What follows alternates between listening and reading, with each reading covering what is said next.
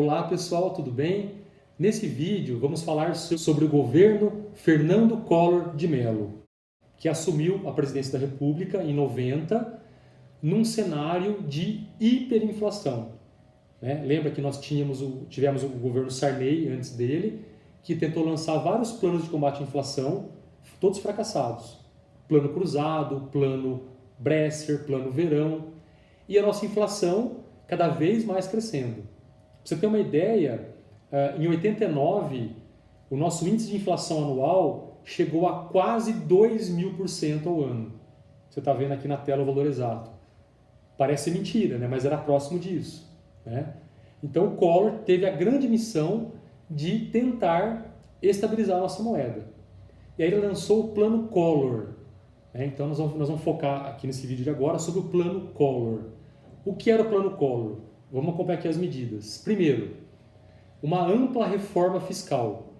O governo aumentou preços de tarifas públicas, suspendeu subsídios e incentivos fiscais às empresas, que havia aos montes no Brasil naquela época, e criou um novo imposto, chamado IOF, Imposto sobre Operações Financeiras.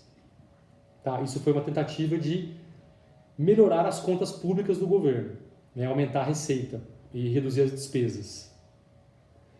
Segundo ponto do Plano Collor, uma ampla reforma administrativa. Então o Collor começou a privatizar várias empresas estatais,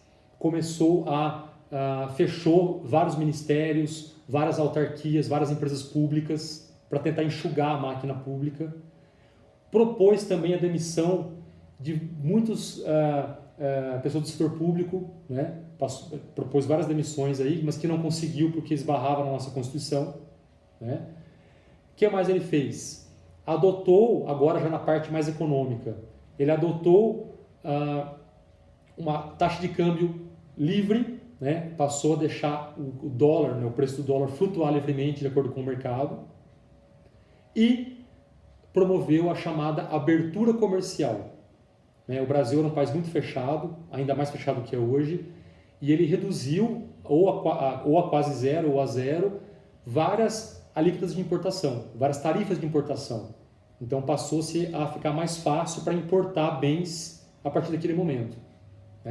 E também eliminou vários subsídios das exportações, que eram auxílios que o governo dava para as empresas exportarem. Isso foi eliminado pelo governo.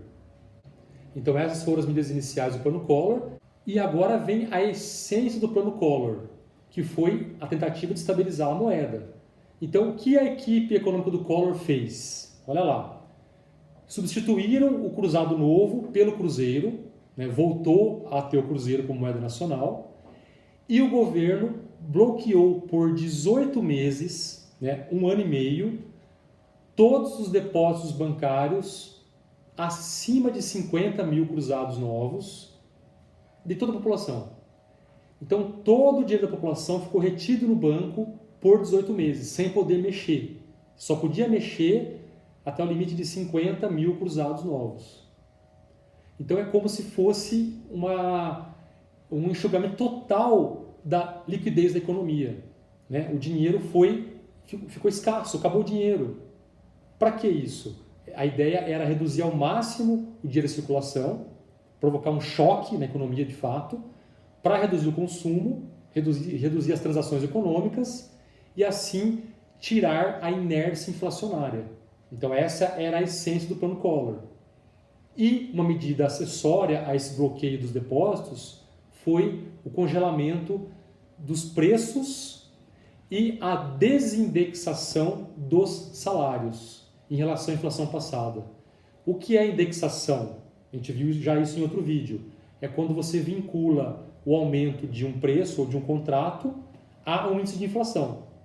Então o governo quis tirar esse reajuste automático dos salários com base na inflação passada. Ou seja, quis tirar a indexação. Ele quis desindexar os salários. Então essa foi a essência do Plano Collor. Você vai ver agora umas notícias, umas reportagens que falam um pouco sobre esse período para entender um pouco melhor como que funcionou isso na prática, nas palavras dos próprios donos do poder. O presidente Collor faz mudanças profundas na economia. Agora é vencer ou vencer.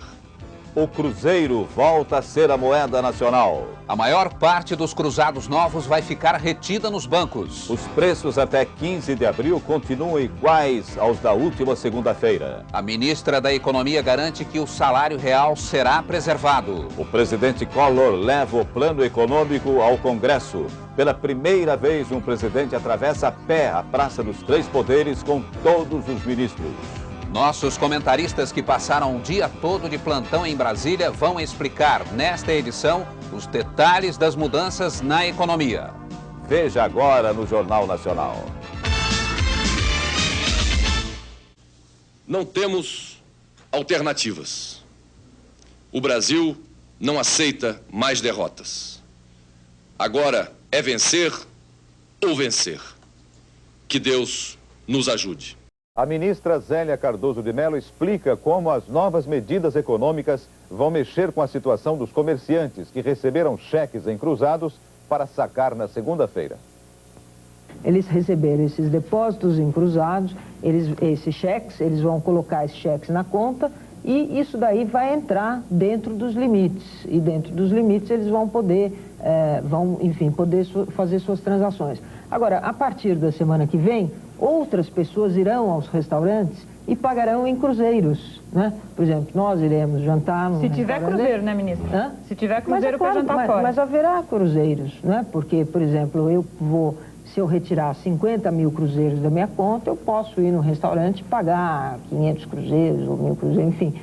Percebe? As transações continuam a ocorrer. Isso que é importante é que, na verdade, precisa ficar claro o seguinte, que nós temos uma moeda, que é uma moeda velha, contaminada, que nós queremos isolar. Essa moeda, esses depósitos vão ficar lá parados no Banco Central, rendendo correção monetária. E temos uma outra moeda que vai começar a circular na economia, que é o Cruzeiro, e que vai garantir um certo nível de transações que nós entendemos que é compatível com uma inflação mais baixa. Na verdade, as pessoas estão zerando praticamente a conta de todo mundo, deixando todo mundo com 50 mil cruzados, quer dizer, o salário desse mês, na metade do mês, é 50 mil cruzados, e a pessoa que se vire como puder, não é isso? É isso, quer dizer, ela vai fazer uma prioridade, ela vai fazer uma orçamentação e vai gastar esses 50 mil cruzeiros com aquilo que é mais importante para ela, com seus compromissos mais urgentes, até que receba o salário e possa continuar consumindo, enfim. Agora, o dono do restaurante, aquele que recebeu o cheque, ele só está com o seu patrimônio. Ele tem seu patrimônio, tem um punhado de cheques e mais nada. Vai receber a partir de segunda-feira os cruzeiros que estão chegando, mas ele tem que pagar uma opção de gente.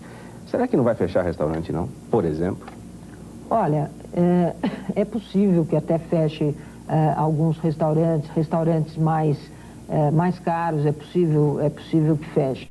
Bom, então você viu aí na prática a imprensa anunciando o plano naquela época e a ministra Zélia tentando explicar aquilo que era inexplicável, talvez, né?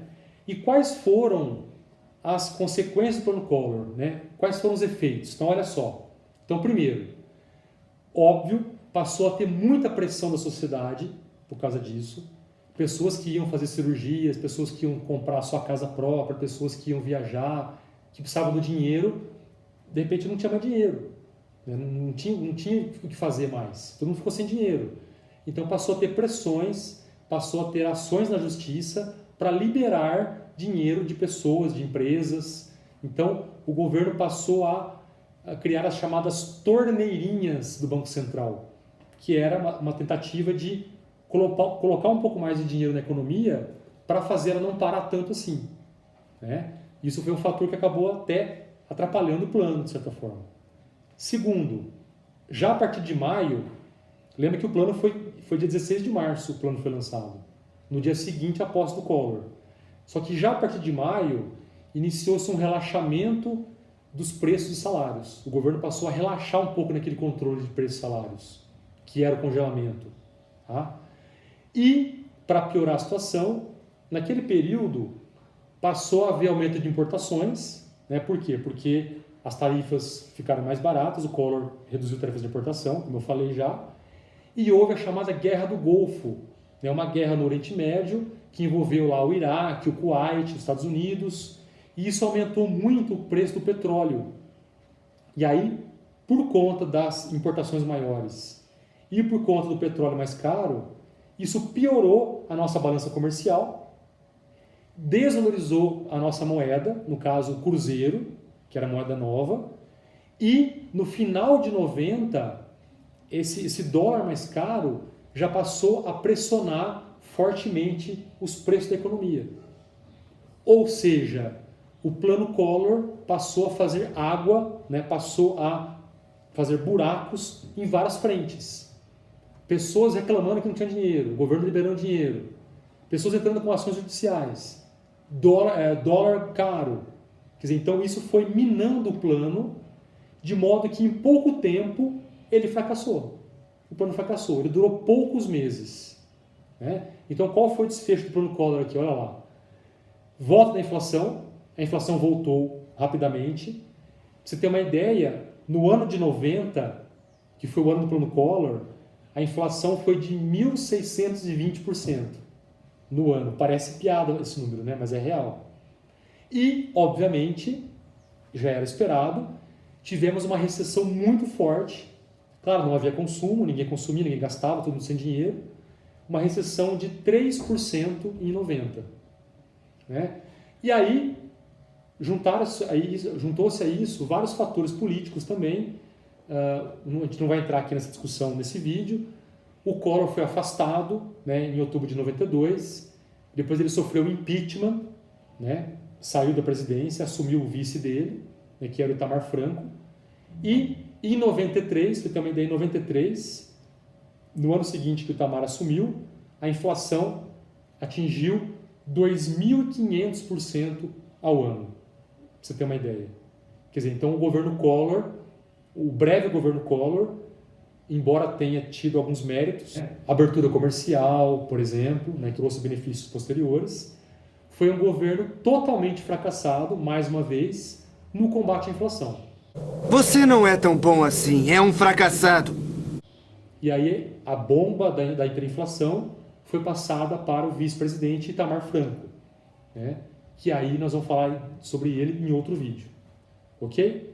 Muito obrigado, um abraço a todos. Tchau.